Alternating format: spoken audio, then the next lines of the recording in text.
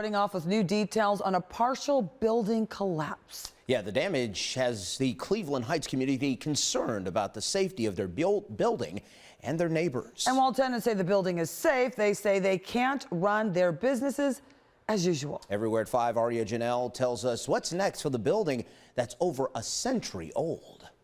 Sadia John spent her morning outside of Luna Bakery and Cafe taking orders from anyone who walked up or drove by. That's what I like about Luna's customers. They're always understanding. John tells me the new system is to keep customers safe after part of the building collapsed on Sunday. You can see the collapse happen right over the Fairmount on this security camera.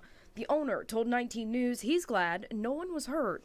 I'd actually walked under the zone that the collapse happened about 4 minutes before it happened. I was more concerned about my staff than myself, of course. I started to digest that information a little bit more, but I think I don't even think about it. My goal is just to get back open tomorrow.